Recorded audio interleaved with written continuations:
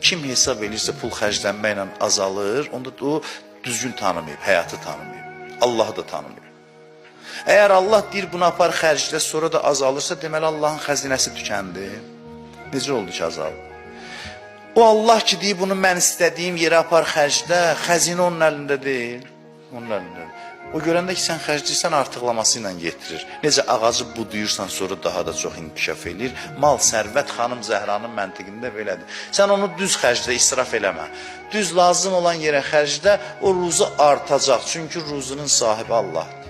Artmırsa əgər, səbəbin başqa şeydə axtar. Xərcləməyə görə azalmayıb.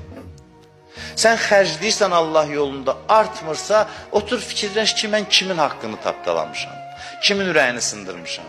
Nəsə başqa bir səbəb var ki, ruzum həbs olunub, ruzum artmır, xərcləməyə görə deyil. Məsələn, çox vaxt valideyn adamdan narazı olanda ruzusu kəsilir insana. Bunu mən sizə deyim. Valideynləriniz sağdırsa, çalışın onları özünüzdən razı salın.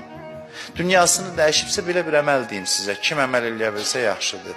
Cümə axşamı zöhr azanından cümə günü zöhr azanına qədər.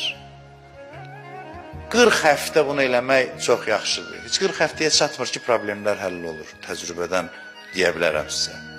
Cümə axşamı 4-cü gün zöhr azanından cümə günü zöhr azanına qədər. Haçan olsa, haçan istəsəz, gedin dünyadan köçən valideyninizin məzarını ziyarət edin.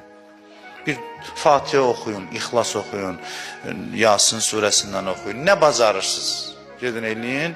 Bunu davamlı eləyəndə görəcəksiniz ki, həyatda olan problemləriniz həllini tapacaq.